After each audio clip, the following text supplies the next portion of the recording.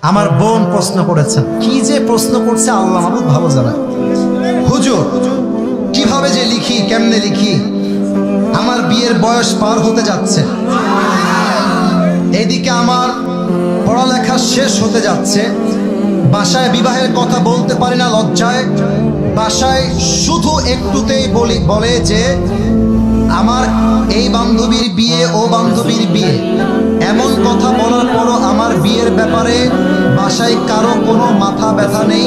এই ব্যাপারে আপনি কিছু বলুন। এটা আমার একজন লিখেছেন, ধোপাদি গ্রামের একেবারেই অসহায় একজন যুবতী নারী। আমার বোন প্রশ্ন করেছেন, এটা অবশ্যই পড়তে হবে, সবাই পড়েন আলহামদুলিল্লাহ।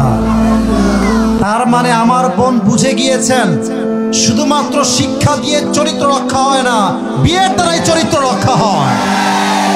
তো আমি আমার বোনকে বলবো, আমার প্রিয় বোন, আপনি আপনার আব্বা আম্মার হাতে পায়ে ধরে বোঝান।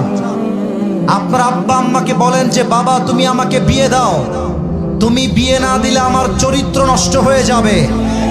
যদি আপনার চরিত্র নষ্ট হচ্ছে দেখার পরেও, এই কথা যুবকদের জন্য বলছি এবং বাধ্য হয়ে বলছি, যদি তুমি দেখো তোমার বাপ মা দেখছে তুমি জেনায় জড়াচ্ছ, তোমার বাপ মা দেখছে তুমি হারাম প্রেম করছো, তবুও তোমাকে বিয়ের জন্য রাজি হচ্ছে না, সেই ক্ষেত্রে আমি আসিফ হুজুর বলে গেলাম, এখানে বাপ মায়ের মতের চাইতে বিয়েটা 1000 গুণ বেশি উত্তম হয়ে যাবে।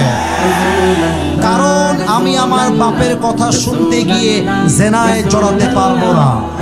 কিয়ামতের দিন আমার আব্বা আমার বিপক্ষে চলে যাবে, আর আমি আমার জেনার জন্য জাহান্নামে প্রবেশ করবো, ঠিক কিনা? এজন্য আমার প্রিয় বোন, আব্বা আম্মাকে বোঝান, আলেম ওলামা নিয়ে যান, আব্বা আম্মাকে বলতে বলেন বিয়ে দিলে দিবে, নয় পছন্দের পুরুষকে বিয়ে করে বাড়ি থেকে চলে যাবেন একেবারে। আমরা হারাম চাই না, আল্লাহর জমিনে আমরা হালাল নিয়ে বাঁচতে চাই।